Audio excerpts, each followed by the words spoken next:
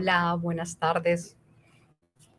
Saludamos a todos los que están conectados desde las distintas páginas. La página de Proimágenes Colombia, la página de la Dirección de Audiovisuales, Cine y Medios Interactivos del Ministerio de Cultura, la página de la Red de Consejos Departamentales de Cinematografía y la del Bogotá Audiovisual Market, que son todos nuestros aliados en la retransmisión de hoy. Quiero darles la bienvenida a la tercera sesión de este ciclo de conferencias numeral Tengo una película, hoy con la charla El documental como viaje de exploración. Cada año en la convocatoria del FDC contamos con la participación de profesionales y expertos de distintos orígenes y perfiles en los comités evaluadores. Y aprovechamos para invitar a algunos de ellos a este espacio a compartir un poco de su experiencia, de sus reflexiones, crear un lugar para generar conversación o reflexión en torno a alguna temática en particular. Y en esta ocasión, pues quisimos enfocar esta charla de hoy en la escritura, en la escritura documental. ¿Cómo se puede escribir una propuesta documental, un guión imaginario para prepararse para filmar? Y para hablar sobre esto nos acompaña una integrante del Comité de Realización de Largometraje Documental. Ella es Anaís Huerta. Anaís, hola Anaís, bienvenida y gracias por aceptar esta invitación. Hola, buenas tardes a todos. Es un gusto acompañarlos. Gracias por estar aquí. Pues yo quiero contarles un poquito sobre Anaís, sobre nuestra invitada. Ella es directora y productora de cine documental, es docente en la UNAM, en México, estudió las maestrías en ciencias políticas y en arte dramático, y en el 2006 creó en Ciudad de México, junto con Raúl Cuesta, la productora de cine documental Amaina Films. Su ópera prima Rege ganó 6 premios internacionales y fue nominada al Ariel, y su segunda película, David, El regreso a la Tierra, ganó el premio TV UNAM en FIC UNAM en el 2018. Actualmente Anaís está terminando su tercer largometraje, La Búsqueda, filmado en España entre el 2012 y el 2022. Larga, larga la búsqueda, Anaís. Muy larga. Y Podemos antes de hablar entrar de escritura a muy largo plazo. sí. Y antes de entrar en materia y antes de darte la palabra, pues quiero agradecer el acompañamiento de FENASCOL y de la intérprete que está hoy con nosotros, Sara Botina. Y quiero también aprovechar para invitar a todos los que nos están viendo en las distintas páginas de esta transmisión a que se animen a compartir sus inquietudes, sus preguntas a través del chat. Nosotros vamos a dar un espacio para que Anaís pueda responderlas, y creo que a ella le interesa mucho también que sea un diálogo y una conversación y digamos que leer sus inquietudes y poder atender cuáles son sus preguntas. Y por último, pero muy importante, los invito a que completen el registro de asistencia. Les vamos a dejar en el chat el link. Para nosotros es súper importante conocer su opinión, saber que estuvieron aquí, y nos pueden dejar allí sus comentarios, sus sugerencias para futuros conversatorios. Y además, como un bonus a aquellos que se registren a esas direcciones de correo electrónico, les compartiremos algunos materiales y bibliografía afines a la temática de la charla, para que continúen y amplíen digamos que este espacio se queden también con esa semillita.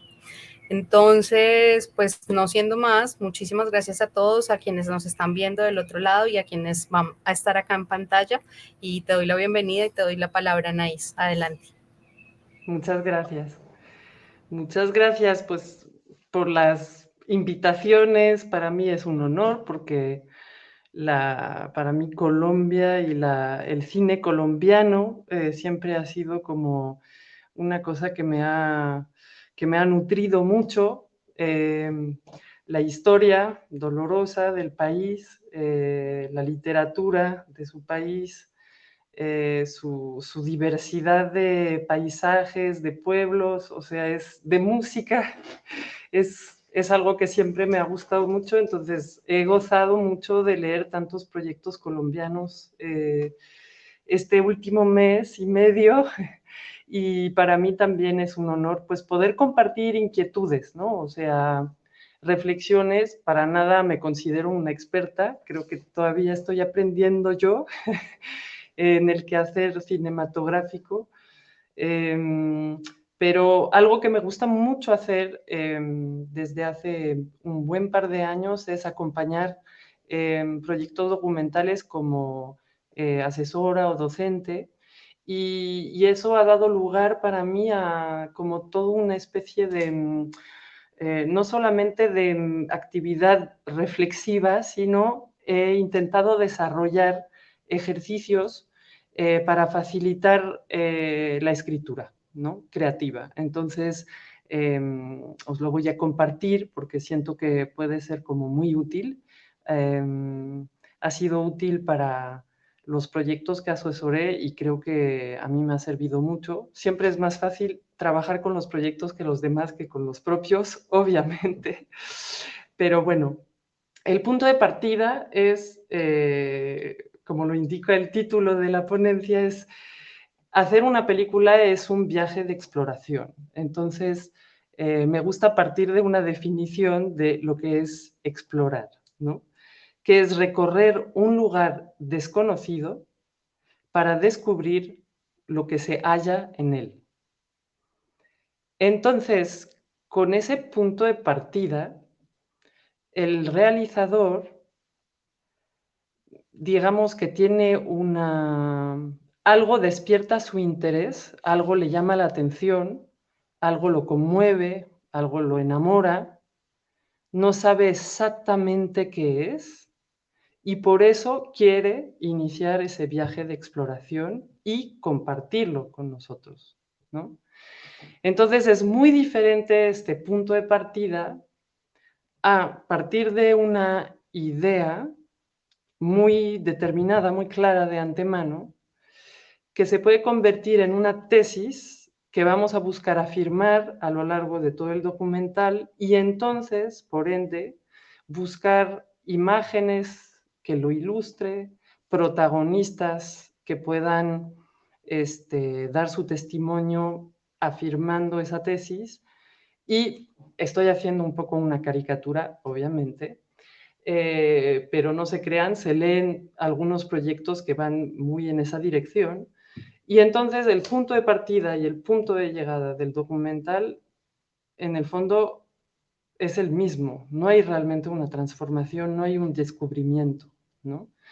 Y eso creo que viene, que nos viene naturalmente a muchos iniciar un proyecto documental con estas bases. ¿Por qué? Por una parte, porque muchos desde la escuela tenemos tendencia a pensar de esta manera, ¿no? Y los que hemos estudiado humanidades tendemos a querer hacer una tesis de sociología dentro de nuestro proyecto documental, ¿no? Me incluyo, hay todo un ejercicio de desaprender, ¿no? Cosas que hemos hecho durante años. O sea, yo me acuerdo que, por ejemplo, los ejercicios que hacíamos en filosofía, pues tenía mucho que ver con desarrolla una hipótesis, busca argumentos para apoyar esta hipótesis y después como que lo vas afirmando y lo llevas hasta el final, como una especie de afirmación. El proyecto documental tiene que irse por otro camino. ¿Por qué?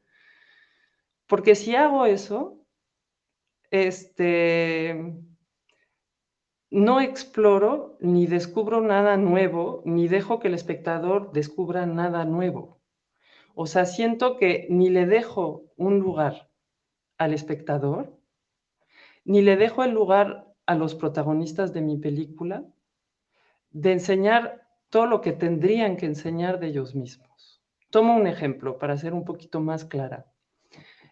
Podríamos hacer, y hoy en día hay muchas películas que van en ese sentido, por un deseo de denuncia, por una urgencia de hablar de cosas que duelen, que nos parece que no están debidamente retratadas en los medios de comunicación o en el cine, como el tema, por ejemplo, de la maternidad, del ser mujer, ¿no? Hay muchos temas así que son muy recurrentes en las convocatorias, ¿no? El tema de la denuncia del racismo, el tema de los transgéneros, etcétera, etcétera. Pero, ¿qué pasa si solo me quedo en digamos, en esta base de la denuncia? que justamente voy a tener una tesis que voy a afirmar a lo largo de todo el documental de qué terrible es la maternidad, por ejemplo. Entonces voy a buscar a protagonistas que lo estén viviendo de esta manera, pero no me permito ahondar. En cambio, si parto de una pregunta, ¿no? Sobre cómo las mujeres hoy en día viven la maternidad, ¿no? Es algo que me intriga, es algo que quizás por haberlo vivido en carne propia, hay un montón de preguntas que me hago y tengo ganas de saber cómo sucede en otra cultura, ¿no? Entonces ahí me permito explorar. Y en ese sentido, dejo que los protagonistas me enseñen cosas, porque vamos aprendiendo y descubriendo juntos, y por ende dejo al espectador proyectarse en la película desde su propia experiencia, ¿no? Desde su propia subjetividad y transformarse él también. Entonces, siento que eso es muy importante y que el ejercicio de escritura tiene que ir en ese sentido también, ¿no? Si hay preguntas, un paréntesis pequeño, pueden ponerlas en el chat y en cuanto acabemos como que toda la parte de ponencia, podremos conversar, ¿no? A partir de estas preguntas, ¿de acuerdo? Los invito a hacerlo porque va a ser, o sea, no se queden con dudas o con ganas de ahondar ciertos aspectos de lo que acabamos de tocar. Entonces, yo creo que es muy importante al inicio de un proyecto, al inicio de los trabajos de escritura, regresar al momento en que algo, un evento, un acto nos emocionó, nos golpeó, nos provocó una conmoción. La- los, las ganas de hacer un proyecto documental inician con eso, pero es muy importante llegar a identificarlo y yo creo que los trabajos de escritura, antes de empezar a escribir una carpeta para un fondo, que muchas veces ahí es donde nos bloqueamos y es un trabajo que puede llegar a ser tedioso, yo lo que aconsejo es empezar con ejercicios de escritura creativa. Y a mí lo que me gusta mucho hacer con los alumnos es que sean ejercicios de autoexploración. Y partir de ese momento, cuando nos enamoramos de algo, de un evento que provocó en nosotros una reflexión, unas ganas de viajar y de intentar entender algo, que no llegamos a saber exactamente lo que es. ¿Por qué? Porque creo que en el fondo todos estos mecanismos tienen un doble nivel, un nivel consciente y en un nivel inconsciente. Obviamente, es muy difícil llegar a sumergirse en nuestro inconsciente, aunque lo intentemos, pero creo que todos estos ejercicios de escritura creativa pueden llegar a hacer emerger una pequeña parte del iceberg y esto nos va a servir mucho, muchísimo, de hecho.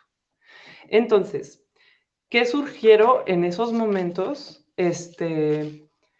Intentar trabajar desde esta primera emoción.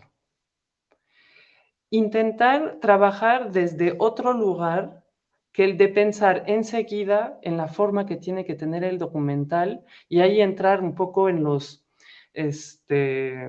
modelos o estándares que solemos ver de un modelo aristotélico, de buscar un conflicto, porque muchas veces nos hace cambiar de camino.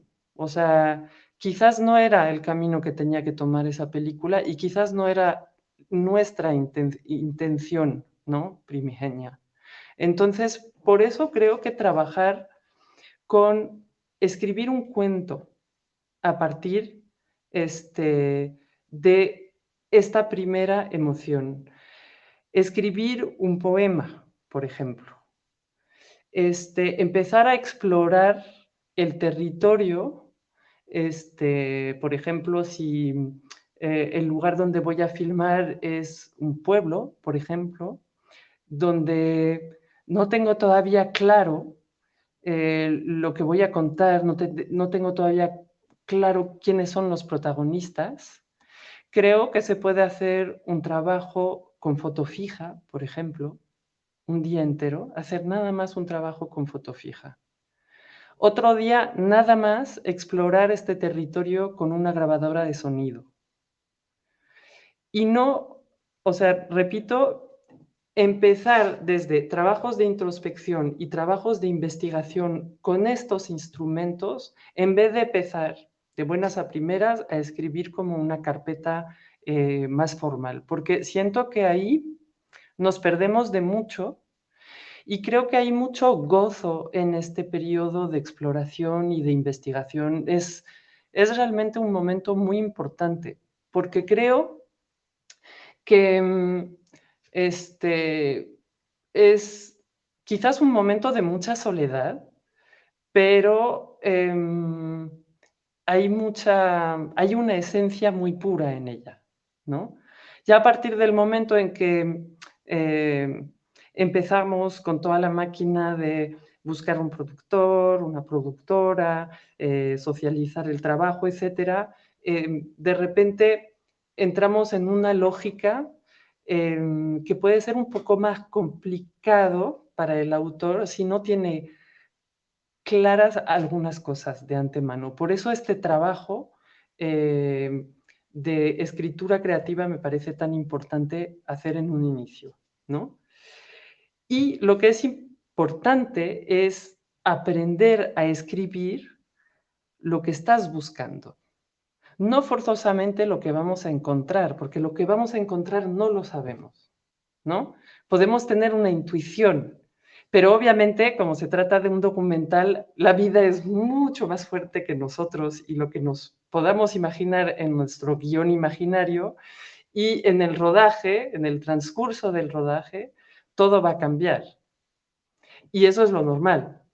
O sea, el cine documental es un cine que requiere de una gran capacidad de adaptación. Es un poco desesperante a veces, eh, porque nuestra mente está hecha de esa manera, de que queremos conseguir algo concreto y obviamente siempre vamos a encontrarnos con otras cosas, ¿no?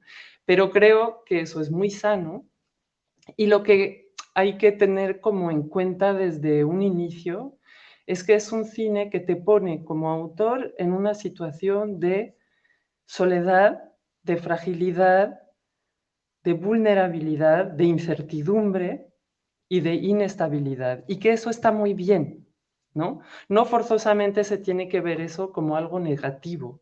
Yo creo que cuando lo asumimos como normal, nos relajamos, ¿no? Este, y hasta creo que esa vulnerabilidad no es, sí, no es algo que se tiene que ver como algo negativo y creo que es algo que se podría compartir y creo que es bastante sano compartirlo. Con el equipo creativo, abriendo el espacio para que ellos puedan intervenir, intentar ayudarnos a sabiendas de lo que quisiéramos explorar, ¿no? De hecho, un buen productor es alguien que acompaña creativamente a un autor, a un director, en esos momentos de cambios drásticos, ¿no? Un sonidista, un fotógrafo, un asistente de dirección, los que nos acompañen, ¿no? Y también los protagonistas de la película. Creo que, a mi parecer, ahora, obviamente es un punto de vista y todo lo que estoy diciendo es muy subjetivo. Todos los directores tienen maneras de trabajar muy diferentes, pero a mí me parece que es muy sano hablar mucho del proceso creativo con los protagonistas, porque no forzosamente es fácil para todo el mundo entender qué conlleva la realización de una película. Y creo que como ellos se sienten vulnerables ante la cámara y que muchas veces les estamos pidiendo o la realización de la película conlleva que ellos se desnuden y que nos abran las puertas de su intimidad, me parece bastante sano que también el realizador pueda mostrar la vulnerabilidad de su proceso creativo. Y me parece que ahí pasa algo bastante interesante y lo he podido comprobar con amigos que han hecho sus películas de esa manera, donde se ha creado esa especie de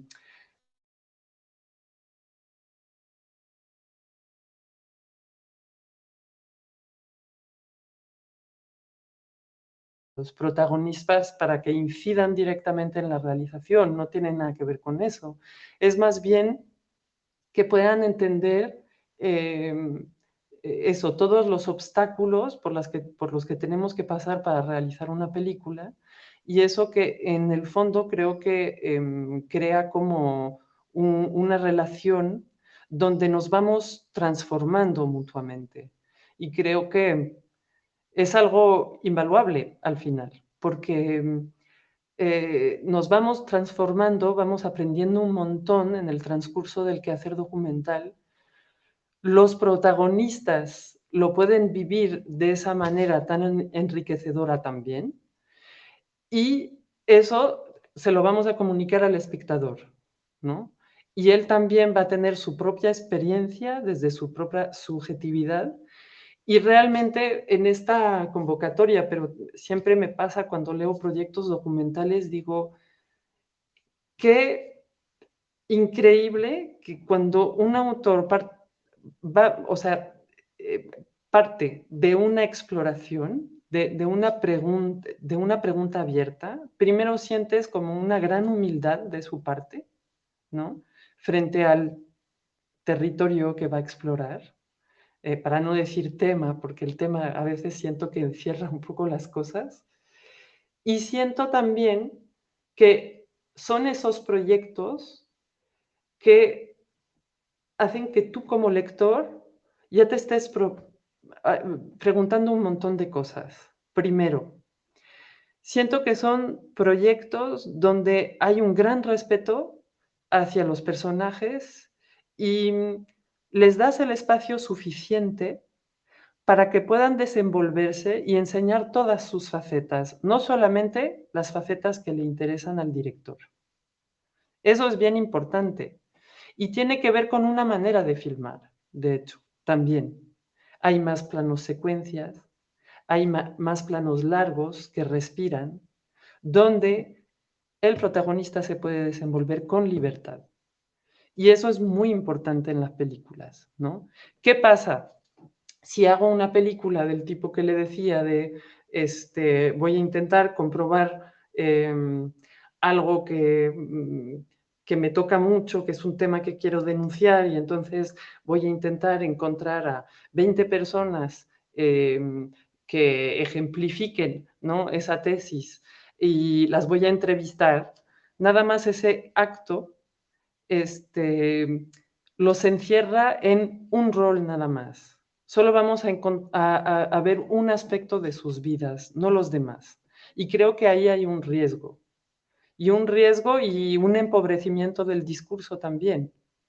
Entonces, parece un lugar común decirlo, pero sí es mucho más sano partir de preguntas, ¿no? No de afirmaciones. Si partes de una pregunta, vas a explorar, ¿no? Y te vas a encontrar pues con varias respuestas y con respuestas que no te esperabas. Y eso creo que es lo más bonito del documental. Y es lo que por ende te da una gran libertad también de exploración. Y de repente siento que nos atamos las manos cuando el territorio de exploración del documental es muy amplio, muy amplio. Pero quizás también ahí juega un poco un papel la industria, vamos a llamarlo así. Quizás a veces las convocatorias no están del todo bien planteadas, porque se les está a veces pidiendo a los proyectos documentales que tengan un guión preciso como un guión de ficción, lo cual pues, es imposible tener, o se les está pidiendo tener como una estrategia de impacto social, por ejemplo, cuando estamos hablando de cine. O sea, obviamente todo gesto cinematográfico conlleva un gesto político y eso es muy importante en las películas, pero una película no tiene por qué ser forzosamente una herramienta de cambio social o de impacto social, ¿no? Y creo que ahí hay una cosa un poco insidiosa que quizás ha hecho que muchos jóvenes realizadores se confundan en este propósito de la película, ¿no? O sea, no estamos aquí para afirmar algo, estamos aquí para intentar entender algo, ¿no? Y creo que eso es muy importante saberlo de antemano y siempre regresar a eso. ¿Cómo no caer en estos escollos? Es muy difícil porque tendemos a hacerlo todo el tiempo. Quizás también porque estamos rodeados de medios de comunicación que tienen los telediarios, pues es su herramienta, ¿no? Es decir algo e intentar encontrar las imágenes que lo ilustren. El periodismo, los reportajes televisivos lo hacen mucho, aunque en el fondo, pues también los periodistas de investigación o los grandes periodistas como Kapuscinski, por ejemplo, sí hacían viajes de exploración y sí partían de preguntas, ¿no? Entonces sí creo que en el fondo los gestos artísticos se asemejan, vamos a decir, ¿no? Espero no haberme perdido mucho. No soy muy buena en leer las notas, prefiero hablar así libremente. Algo que también me parece importante en el trabajo de escritura es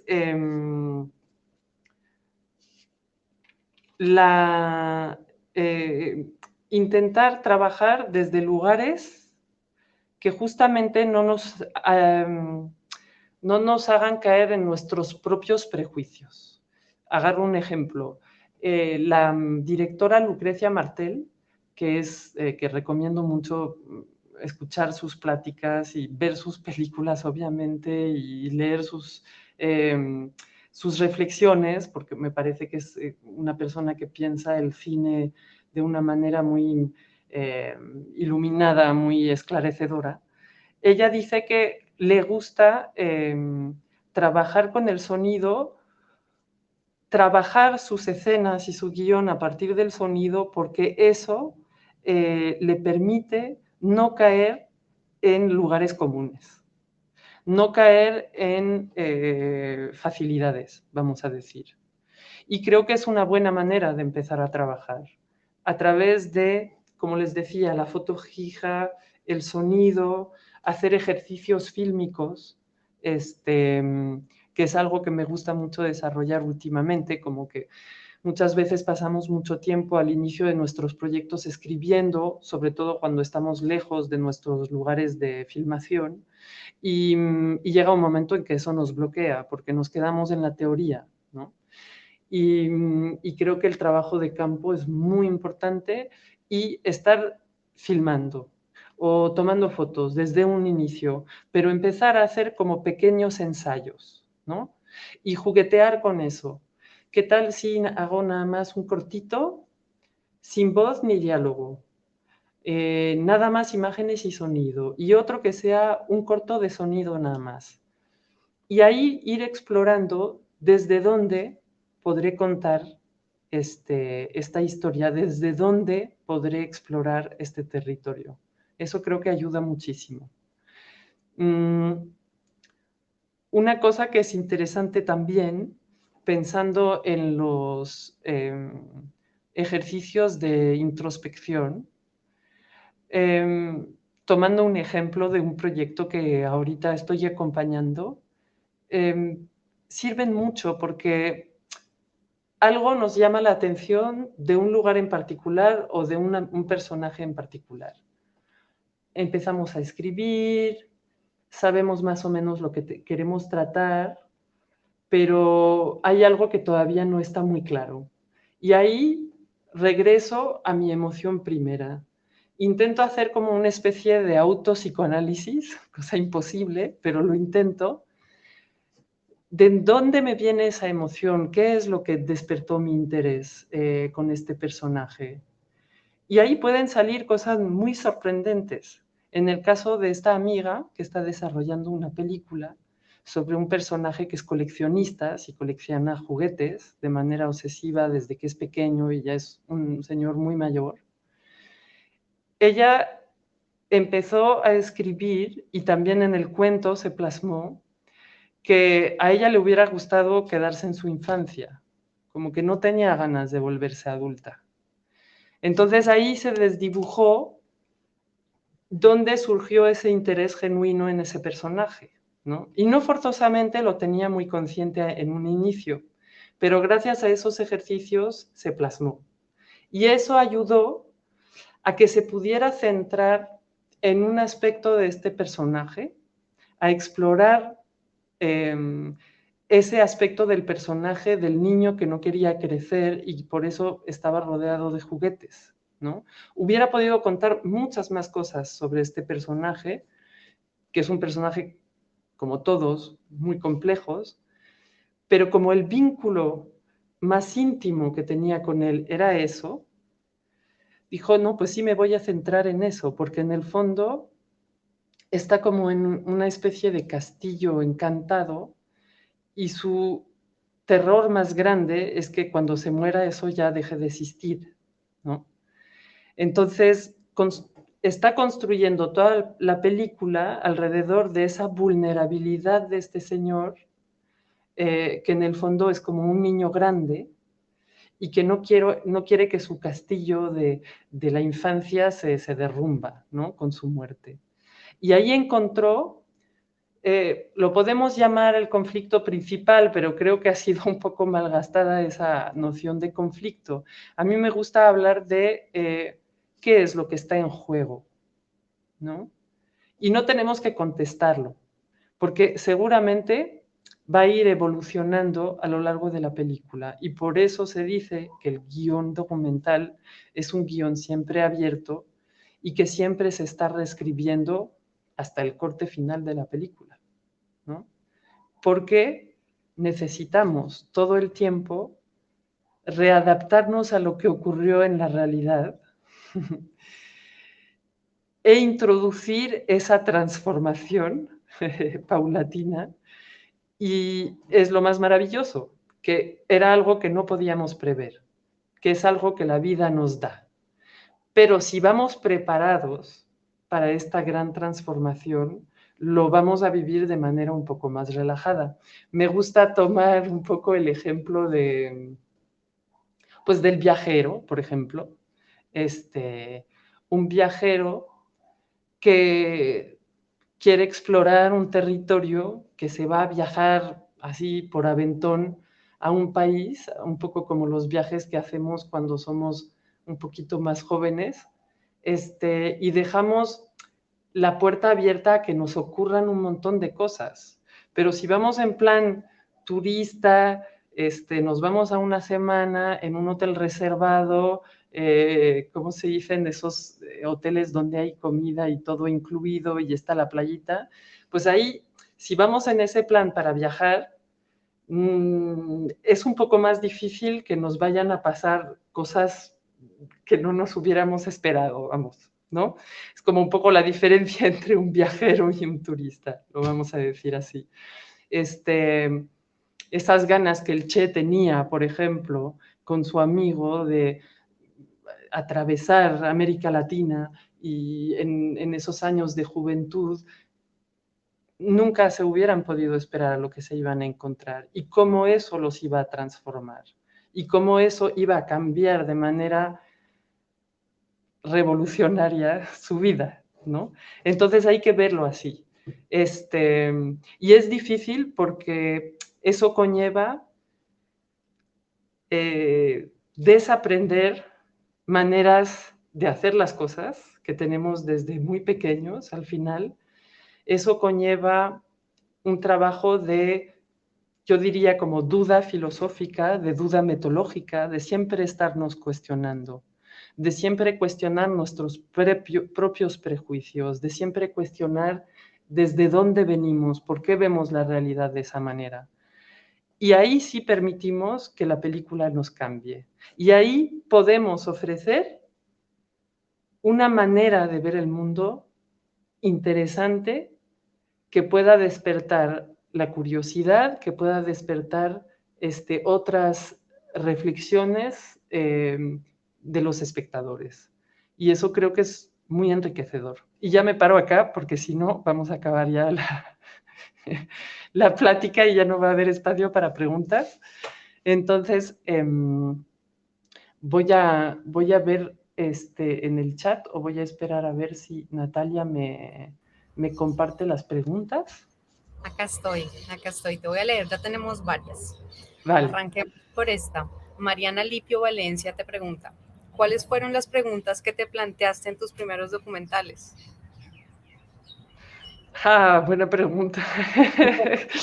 Pues justamente, hablando de humanidades, creo que mi primer documental fue muy interesante porque partí de una cosa completamente conceptual, que era el problema del agua en el Valle de México. O sea, yo partiendo de una cosa muy periodística al final, ¿no? Y como que no me convencía, le daba muchas vueltas, después empecé a ligarlo con la migración interna, gente de los valles aledaños que se quedaban sin agua. Me parecía interesante que además eran valles habitados por poblaciones indígenas, que por ende estaban obligados a migrar a la Ciudad de México. Y ahí me encontré con una persona, una mujer, que me contó su vida y dije, no, pues hay como que hay algo muy alegórico y ella misma como que parece que está encarnando todo esto a la vez. Pero me había quedado con esa cosa de querer hablar de la escasez del agua y me acuerdo haber trabajado con una guionista argentina que se llama Paola Markovich, que es una súper profesora también y asesora de proyectos, que me dijo, Anaís, olvídate de la historia del agua. Ella es la película, por favor, ¿no?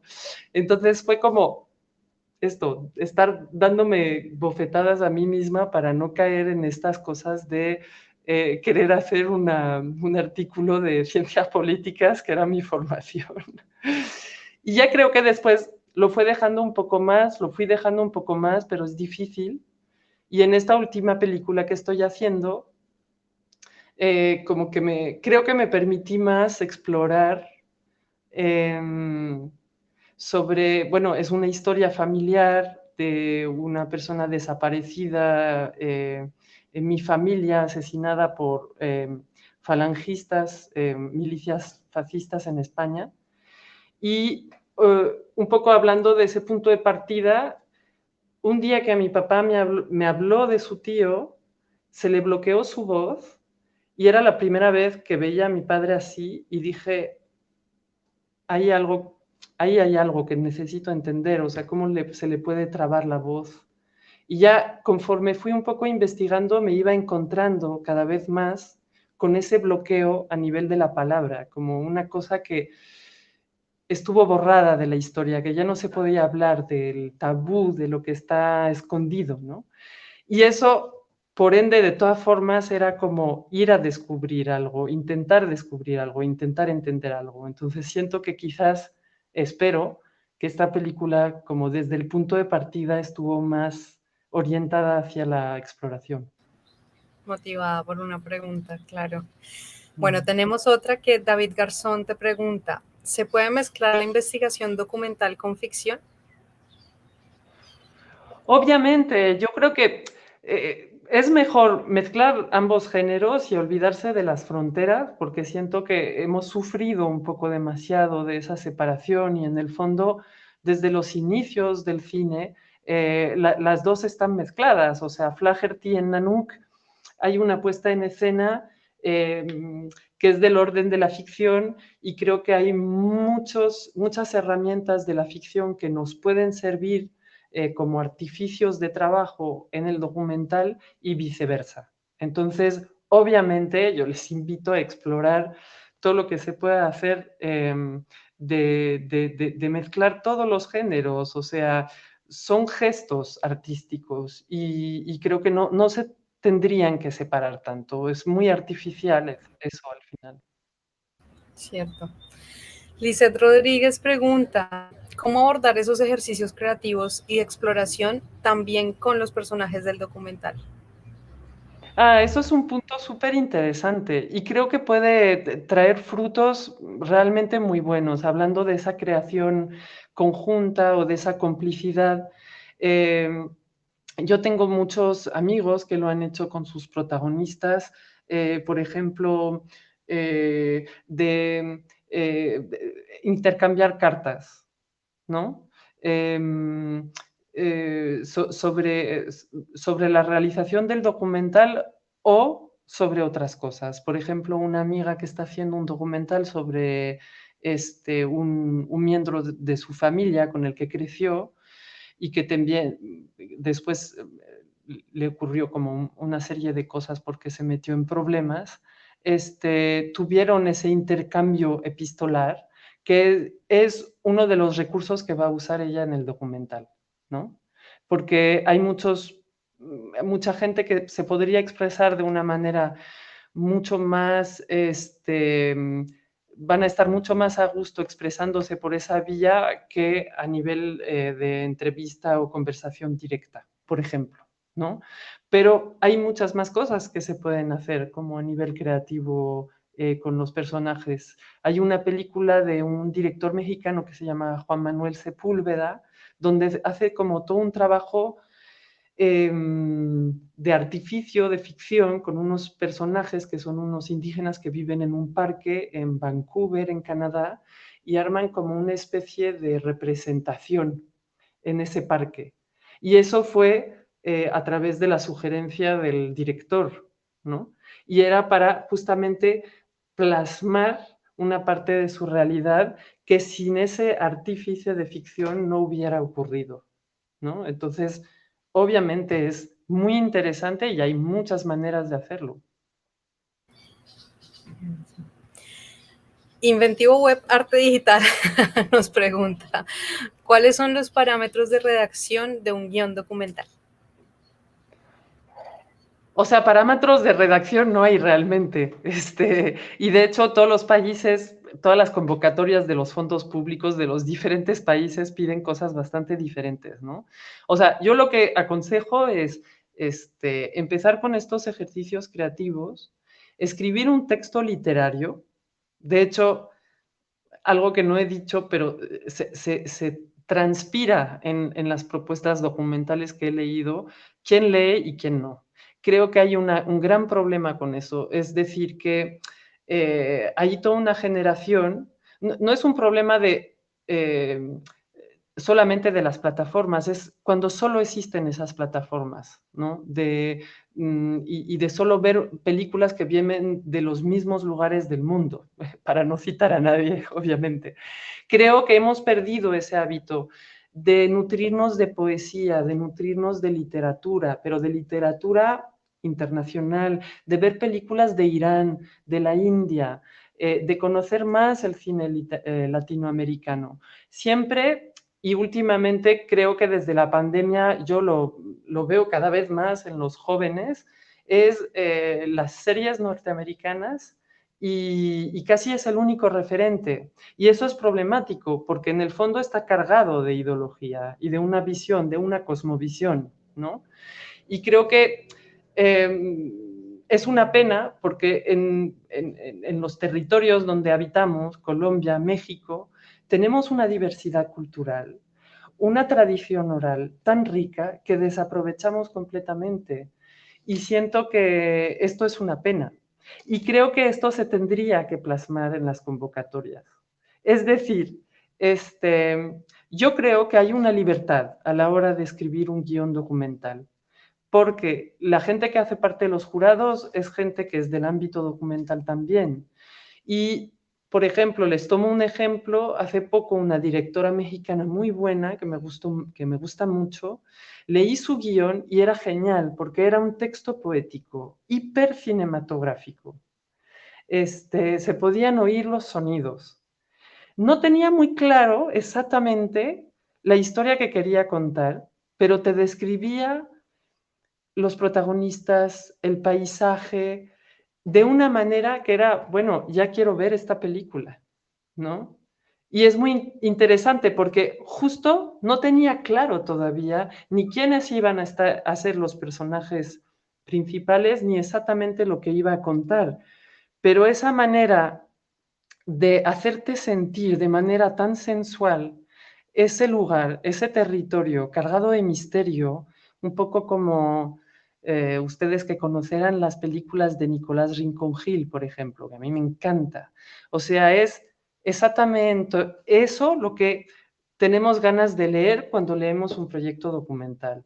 No forzosamente esto del impacto social y de por qué hoy es urgente hablar de esto. O sea, creo que todo es interesante, todas las exploraciones contemporáneas nos tocan y se nos hacen importantes, o sea, pero no se puede quedar ahí el proyecto, conlleva mucho trabajo, mucha exigencia, mucho esfuerzo, y lo ves en las carpetas. Ves las horas que ha trabajado un director en desarrollo cuando lees el proyecto, ¿no? Y cuando justamente se trata de una exploración, como que hay una autoexigencia muy fuerte. Y, y por eso digo, pues el guión obviamente tiene que trazar algunas líneas que podemos entrever, que puede ir por ahí, pero creo que sería absurdo que un jurado te pueda decir, no, pero pues el final no está claro. ¿No? Porque pues el documental no funciona de esa manera, no somos ficción, o sea, sí, en ese campo, en ese ámbito, sí hay una gran diferencia, obviamente, ¿no? Claro. Hay una pregunta que está relacionada. Mauricio González pregunta, ¿en qué momento se sabe dónde se puede construir el documental? ¿Desde la preproducción o ya en la producción en campo? Es difícil, no, o sea, mejor que sea antes, que yéndonos a rodar. Yo creo que todo eso es como del ámbito de la intuición. Tú sabes cuando estás listo. Es un poco, perdón por el paralelismo, pero sí creo que tiene algo como que tiene que ver con esos impulsos que tenemos, como cuando sabemos si estamos listos para tener un hijo, ¿no? O si estamos listos cuando somos adolescentes, estamos listos para irnos de casa e irnos a vivir solos. Es un impulso, lo sabemos cuando estamos listos. Y sí creo que requiere de una preparación y cuanto más preparados, más a gusto nos vamos a sentir en el rodaje. Pensando que en el rodaje van a pasar cosas que van a revolucionar mi guión imaginario, ¿no? O sea, y que eso es lo normal. Pero creo que lo sientes y que es mejor prepararse bien, obviamente no tardarse 20 años en prepararse, pero prepararse bien para llegar relajado al lugar de rodaje y eso implica una preproducción y la preproducción tiene mucho que ver también con una cohesión en el equipo creativo, en haber viajado a hacer trabajo de campo con mi fotógrafo, con mi sonidista, con mi productor, tener un poco claro qué cosas me gustaría, ver referencias de películas, leer el mismo tipo de libros si es que me inspiré en una obra de literatura, por ejemplo. Y una vez que todo esto está ya armado, nos vamos al rodaje y estamos mucho más abiertos a que ocurran cosas externas que vamos a ir integrando al guión imaginario. Espero haber contestado a la pregunta. Pues si no, tienes esta otra oportunidad para contestar, porque María Restrepo pregunta, ¿cómo incentivar la creatividad propia y aplicarla a los documentales? Pues es todo lo que acabo de decir.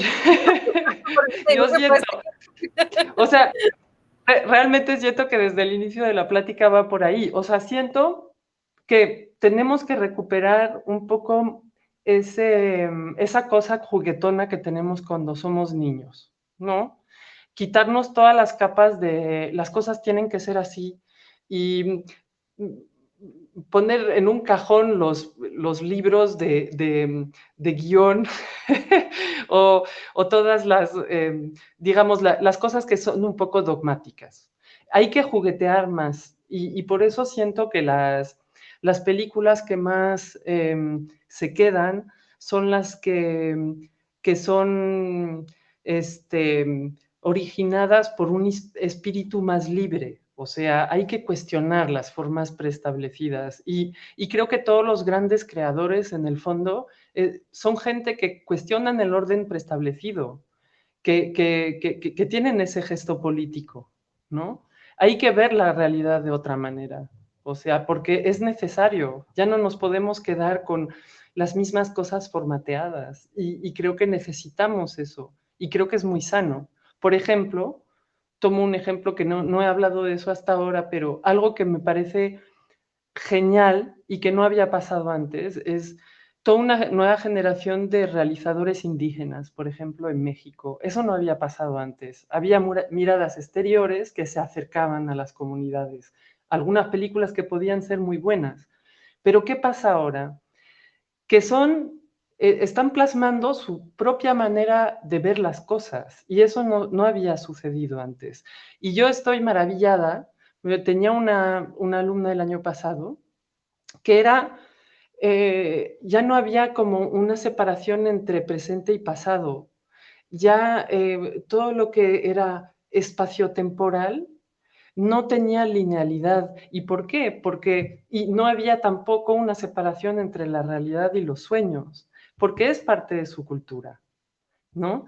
Y entonces la forma del documental obviamente no iba a ser aristotélica, obviamente iba a encontrar otra forma y me parecía genial porque nos hacía ver la realidad de una manera totalmente diferente. Y muchas cosas dentro de su documental era como ver el duelo de una manera diferente, las relaciones entre ellos. O sea, ella no puede, un ejemplo concreto, tener a gente en entrevista separada. ¿Por qué? Porque eso no existe en su ámbito, en su manera de ver la realidad, ¿no? Obviamente iban a hacer cosas en colectivo. Y creo que ahí nos tenemos que sentir mucho más libres de juguetear y de proponer películas que nos plasmen el mundo de otra manera, que nos cuenten las cosas de otra manera. Sí, sí, sí, y que conecten, que conecta uno con esa mirada, ¿no? Exacto. Edgar González Pulido hace una pregunta que dice, ¿cómo hacer para que el documental no sea usado para manipular políticas, ideologías, etcétera? Ay, es complejo lo que pasa después con una película. O sea, yo creo que ¿qué pasa después cuando hemos terminado una película? Ya no podemos controlar lo que sucede con ella. En general, si las cosas son sugeridas y, y apelamos a la inteligencia del espectador,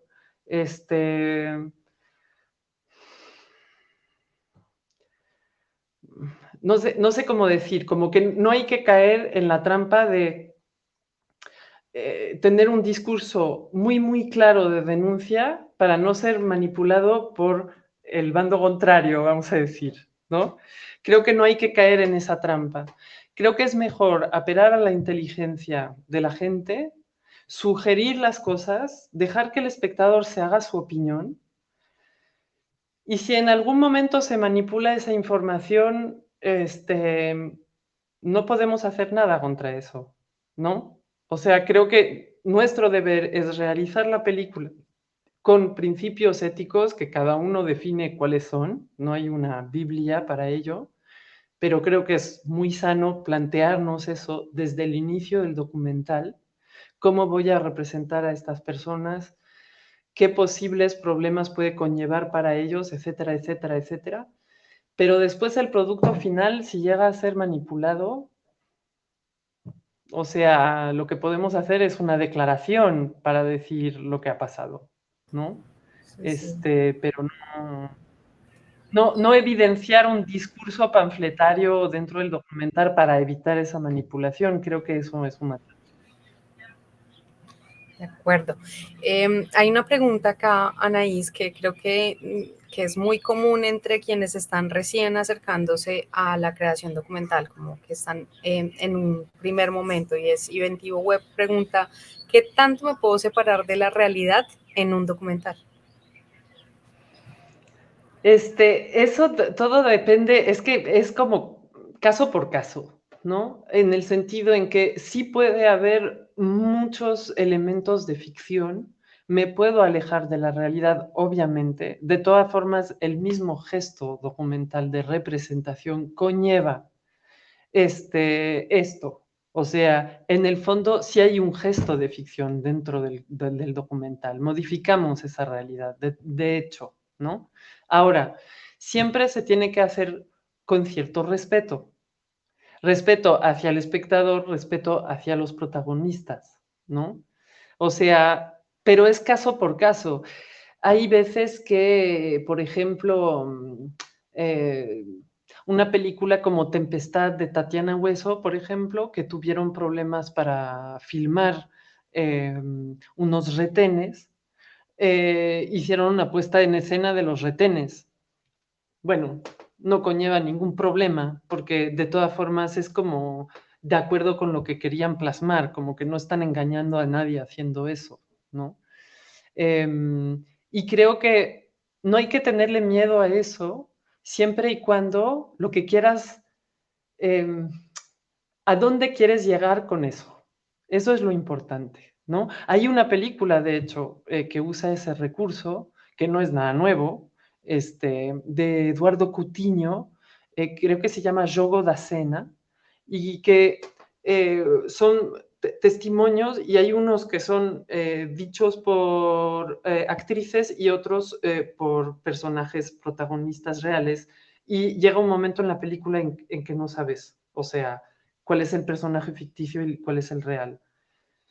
Eh, es muy interesante explorar esta parte, sobre todo porque estamos en una era que está justamente cuestionando ese rol de la imagen, qué es la mentira, cómo nos pueden manipular, etcétera. Entonces es muy interesante explorar eso, pero digamos que es todo el proceso el que tienes que cuestionar hasta dónde quieres llegar con esto.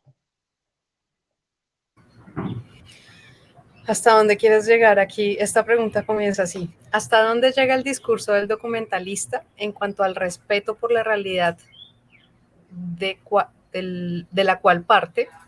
Es decir, en el afán por obtener un buen documental, ¿hasta dónde es válido intervenir? Yo creo que eso depende del estilo de cada autor. O sea, hay directores que eh, o sea, documentales que se apoyan mucho en un discurso muy preestablecido y una presencia muy fuerte del director, otros que no. Y creo que no, eso no, en el fondo no tiene que ver con el peso de la dirección, ¿no? O sea, puede ser igual de fuerte el gesto creativo en ambos documentales. Creo que es una diferencia de estilos. Tomemos, por ejemplo, los documentales de Herzog o de Patricio Guzmán. Su presencia es muy fuerte, oímos su voz, nos guía por su reflexión, etcétera, etcétera.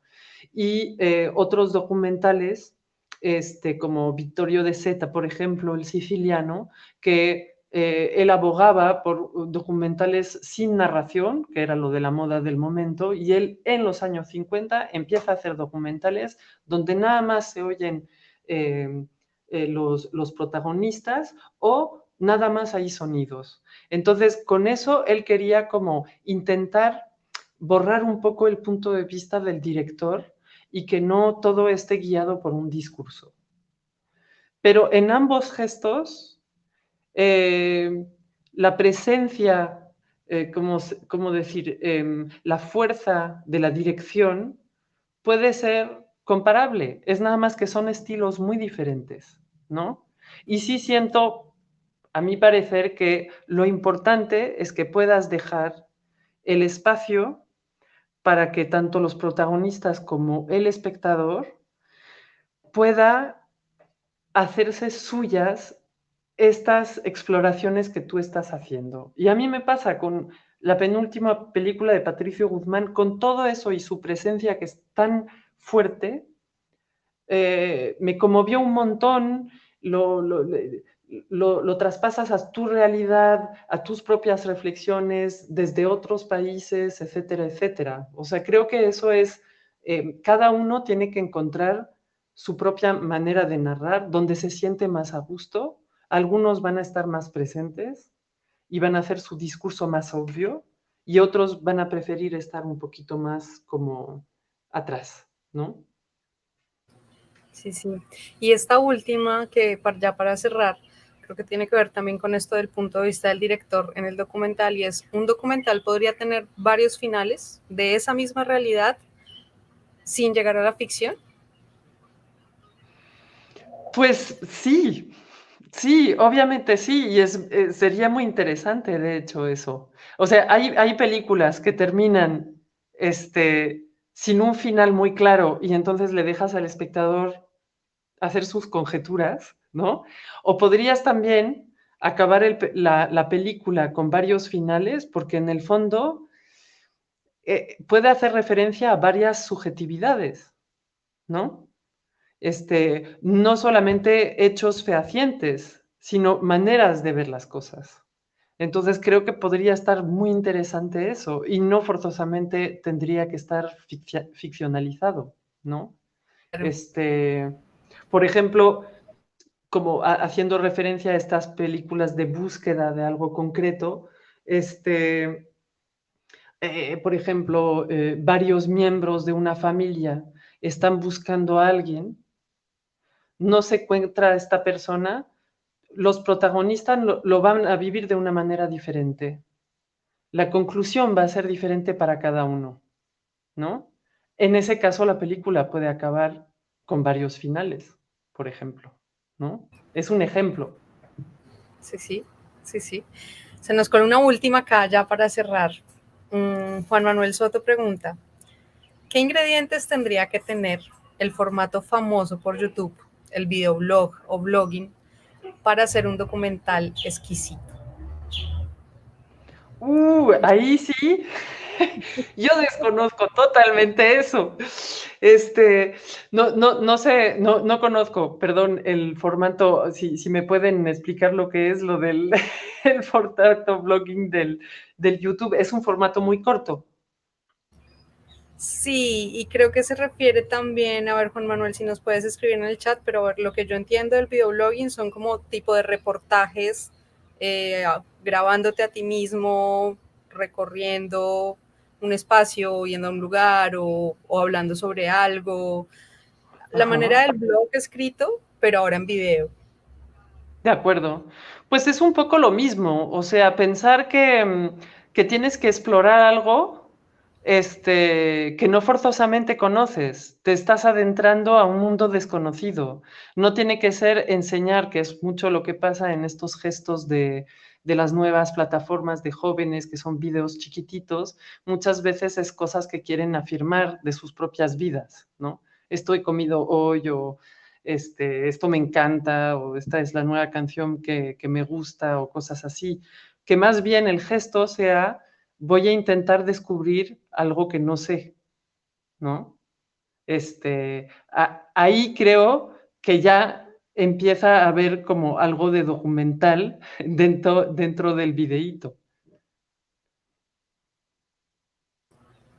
Bueno, creo que, a ver, voy a mirar el chat a ver si hay alguna otra por ahí, creo que no. Que se refiere al formato. Grabar en frío lo que estás viviendo o sintiendo, dice Juan Manuel. Y alguien dice Ah, que se refiere al formato para redes sociales, verticales. Ok, sí, grabar en frío lo que sí, estás viviendo, sintiendo. Nos aclara Juan creo Manuel. que ahí hay una vía de exploración súper interesante de los nuevos formatos y cómo esa generación, o sea, va a hacer documentales y cómo se está integrando en las películas todos estos nuevos formatos y todo eso, me parece súper interesante. Y, y ahí puede haber una exploración, lo que dices, o sea, cosas de que tenga que ver un poco como lo que había en la cortinita al inicio, que era como mirar hacia afuera y hacia adentro. Obviamente, todos esos viajes hacia adentro son súper interesantes.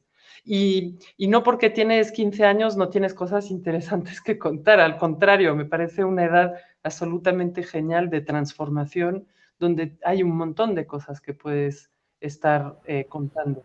De hecho, hay una película de Eduardo Cutiño que no acabó y que sus colaboradores acabaron editando, que se llama Últimas Conversaciones y son puros jóvenes, y son conversaciones con jóvenes. Y son de una profundidad, de una... Te enseñan un montón de cosas y además como son tan espontáneos, y te cuentan las cosas como de una manera tan sin tapujos, que es una película que dura 1 hora y media, es extraordinaria, os la recomiendo mucho, y siento que eso es algo que va a empezar a ocurrir ahora, ¿no? Con la nueva generación, de la manera en que usan las redes sociales, integran estos pensamientos. Yo soy muy fan del hip hop freestyle y sobre todo de lo que están haciendo ahora muchos jóvenes en Latinoamérica y en España, y usan sobre todo estas redes, ¿no? Y pueden ser, o sea, para mí es una gran renovación del hip hop, de hecho, que siempre me ha gustado, pero siempre siento que ahora con estos nuevos formatos hay una como una especie de inmediatez que te permite hacer muchas cosas y muchas colaboraciones, ¿no? Entonces, yo diría, adelante, explora por ahí. Obviamente que sí. Y se puede mezclar con otros temas. O sea, nos tienen que quitar música, poesía, literatura, pintura, fotografía fija, todos los campos del arte y intentar hacer cosas híbridas, obviamente, ¿no? Sí, sí, creo que ese es con el mensaje que nos quedamos de esta charla, como esa invitación a la exploración, a descubrir, a probar, a salirse de lo preestablecido, como decías. Sí. Y bueno, con esa pregunta cerramos, Anaís. Muchísimas gracias por haber aceptado la invitación. Muy divertido escucharte y muy nutritivo también. Y espero que pues quienes estaban del otro lado lo hayan disfrutado tanto como nosotras. Quiero, antes de cerrar, invitarlos a programarse para las siguientes conferencias que tendremos. Mañana a las 4 vamos a estar hablando sobre la música en el relato cinematográfico con el compositor de bandas sonoras para cine colombiano Alejandro Ramírez. Y el próximo lunes, el próximo lunes 26 a las 4 de la tarde vamos a tener un conversatorio, una conferencia de Aida del Solar, que es experta en escritura, en storytelling, hablando sobre el vínculo entre el relato y la imagen con la emoción como estrategia narrativa. Entonces, ahí les recomiendo esas dos. Anaís, ¿quieres agregar algo para despedirnos? Nada, que fue un gusto, un gran gusto, esperando poder regresar a Colombia algún día, a Por acá. viajar por allá, a conocer más este maravilloso país. Muchas gracias, Anaís. Bueno, quiero agradecer también a Sara, nuestra intérprete de FENASCOL, que hoy le tocó estar sola y le puso todo el corazón a acompañarnos.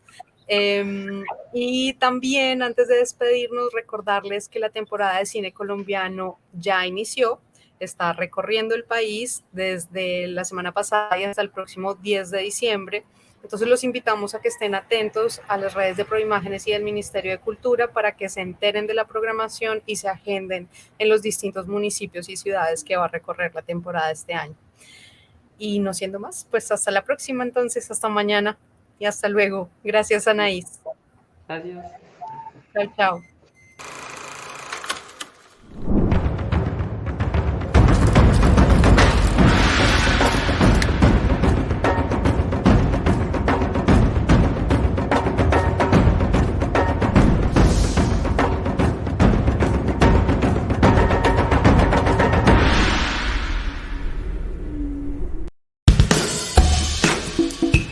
Colombia es diversa, emocionante y sorprendente. Asimismo, lo es su cine. El cine colombiano te atrapa, te da 3 vueltas y te devuelve a tu sitio. Te hace vivir de forma intensa todo aquello que llevas adentro. Te lleva a comprender esas pasiones y esas vivencias que no entiendes del todo. Te lleva a los más grandes paisajes y a los más complejos escenarios. El cine colombiano es esas ganas que tenemos de entendernos a nosotros mismos, de entender de dónde venimos y hacia dónde vamos. Es el gran almacén de la memoria y las vivencias de los colombianos. Es la narrativa de un país hecha imagen. Déjate emocionar, déjate sorprender y déjate sacudir por el cine colombiano. Atrévete a quedar sin palabras frente a la gran pantalla. Temporada de Cine Colombiano 2022.